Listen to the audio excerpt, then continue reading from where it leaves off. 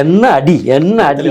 Cup முக்கியம் பிகில்ன்ற மாதிரி cup வாங்க மாட்டீங்க நேத்து. என்னத்துக்கு நாங்க கப்பு வாங்கினோம்? யோ இவர் எங்க பிரதமர் சொன்னார் தெரியல என்னன்னு, ஆபரேஷன் சிந்தூர் போர்ல மட்டும் கிடையாது கிரிக்கெட்லயும் இருக்குதுன்னு.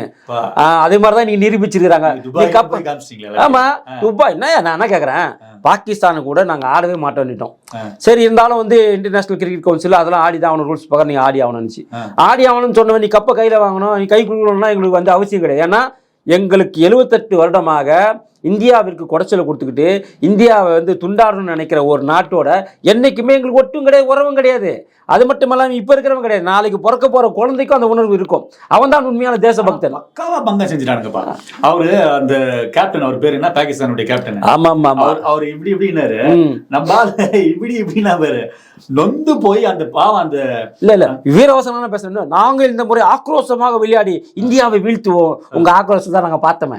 வச்சாங்களா ஆப்பு உங்களுக்கு? இவங்க பண்ண சந்திரியில அங்க அந்த பர்தா போட்டுருந்தாரு, முடிச்சு பாக்குற நடக்குதுன்னு சொல்லிட்டு. இல்ல அது ஆக்சுவலா என்ன நினைச்சுன்னா, அந்த நம்ம கூட நான் கூட ஒரு சில நேரத்தில் பாகிஸ்தான் ஜெயிச்சிருப்போம் நினைச்சேன்னா, நம்ம வந்து 3 விக்கெட் இழந்துட்டோம். 30 20 ரன்னுக்குள்ள 3 விக்கெட் போய் 3 விக்கெட் மெயினான விக்கெட். அதுக்கப்புறம் அந்த சிவம் துபே சிவன் வந்தா உள்ள, அந்த சிவன் வந்து ஒரு ருத்ர தாண்டவம் ஆனா பாருங்க. அதுக்கப்புறம் அந்த ருத்ர தாண்டவத்தை பார்த்து அப்படியே மாறுது களம். இன்னொன்னு என்னக்கா, இந்த சிவம் துபே வந்து 36 மேட்ச் ஆடி இருக்கிறான். 36 மேட்சுமே இந்தியா தோத்தது கிடையாது. T20 36 மேட்ச் ஆடி இருக்காங்க. 36 மேட்சுமே இந்தியா தோத்ததே கிடையாது. அப்போ அதே தான் இந்த இடத்துல நடந்திருக்கு. என்ன அதாவது அந்த திலக்கு வர்மாவாக இருக்கட்டும், இவராக இருக்கட்டும், மார்வலஸ் எக்ஸலன்ட். நம்ம என்ன சொல்றதுன்னு தெரியல. இன்னொன்னு கேளுங்க, டாஸ் போடும் போதே நம்ம கேப்டன் இப்படி நின்றுக்கிட்டாரு. எங்கடா அவன் கையை கொடுத்துட்டானா என்ன பண்றதுன்னு கையை எடுக்கவே இல்லை. இந்த கையை எடுக்கவே இல்லை. நீ என்னடா உனக்கு நான் கையை கொடு, நீ யாரா நீ உனக்கு நான் கையை கொடுக்கணும். அதாவது புல்லரிக்க வச்சுட்டாங்க அப்படியே. இந்தியன் டீம் வந்துட்டு ஒரு ஒட்டுமொத்த மக்களையுமே, அதாவது தேசத்தை நேசிக்கக்கூடிய, இந்தியாவை நேசிக்கக்கூடிய எல்லோருக்குமே இது ஒரு புல்லரிப்பாக இருந்திருக்கும். இங்க பேர் சில பேர் இருக்கிறான், பாகிஸ்தான் ஜெயிக்கணும்னு எவ்வளவு பேர் கீழே பாயை போட்டுட்டு கும்பிட்டான்னு எங்களுக்கு தெரியும்.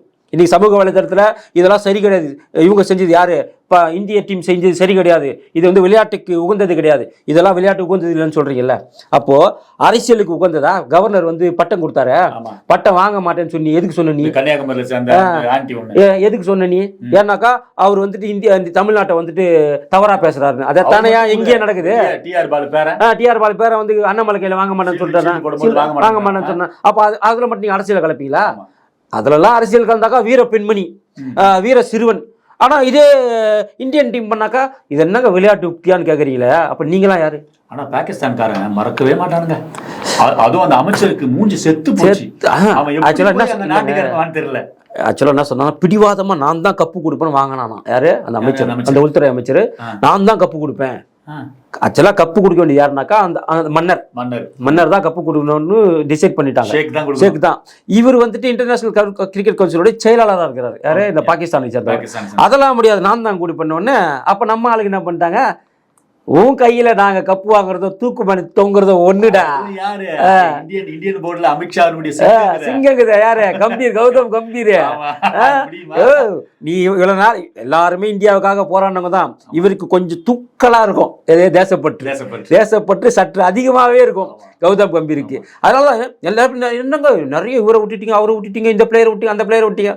எல்லாமே இளம் சிங்கங்கள், தேசப்பற்று மிக்க சிங்கங்கள். ஆனா இது கூட ஒரு சின்ன சர்ஜிக்கல் ஸ்ட்ரைக் நினைக்கிறேன். ஆமா, நம்ம எப்படி அபிநந்தன அதே மாதிரி அதே போல அடிச்சு அந்த கப்பு வாங்கவே இல்ல. வாங்கல. இன்னும் கப்பு வாங்கினாங்க. எப்படி வாங்கினாங்கன்னா, கப்பு கையில இருக்கிற மாதிரி ஒரு டீமோட தொண்டர், அதாவது டீம் 11 பேர்ல ஒருத்தர் கப்பு கையில வச்சிருக்கிற மாதிரி. ஆமா, அவர் அப்படியே ஸ்டேஜ் கிட்ட கொண்டு வர மாதிரியும், அதை இவங்க வாங்கி செலிப்ரேட் பண்ற மாதிரியும்.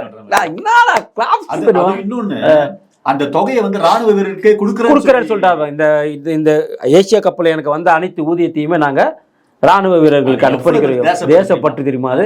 இப்போ வந்து இந்த அல்லாவும் குல்லாவும் எல்லாம் பார்த்து எதற்காக வந்து கப்ப வாங்கல, ராணுவ வீரர்களுக்கு சமர்ப்பணம் செஞ்சிருக்கிறாங்க. அப்போ பாகிஸ்தான் நம்ம இந்தியாவை எந்த அளவுக்கு வந்து பாக்குது அப்படின்னு சொல்றத கண்டிப்பா இவங்க உணரணும். எங்கோ இருக்கக்கூடிய காசாக்காக போராடுறீங்களே, இங்க இருக்கக்கூடிய, அதாவது எங்கோ இருக்க காசாக்காக போராடினவர்கள் இங்க 26 பேர் செத்ததுக்கு போராடல. ஆனா மொத்தத்துக்கும் சேர்ந்து இன்னைக்கு தேசப்பற்றுனா என்னன்னு இந்த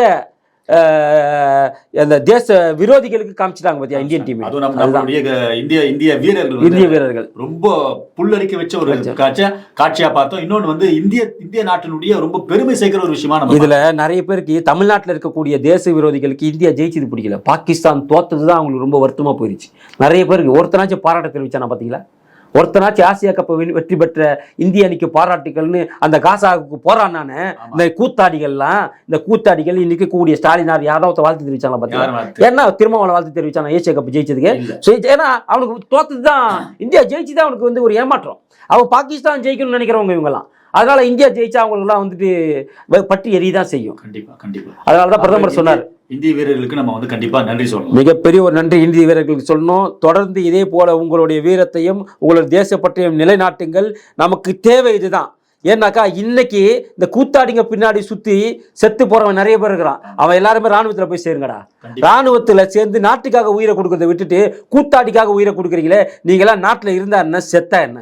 இந்தியன் டீமை பாருங்க எப்படி இருக்கிறான் பாருங்க. அவன் காசு பணம் முக்கியம் இல்லை, தேசப்பட்டு தான் முக்கியம் சொல்லிட்டு அந்த காசு வேணாம் கப்பு வேணான்னு கை குலுக்க மறுத்த அவர்களுக்கு மத்தியில கூத்தாடி பின்னாடி போய் 49 41 உயிரை விடுறீங்களே, நீங்கள்லாம் நாட்டில் இருந்தா என்ன செத்தா என்ன?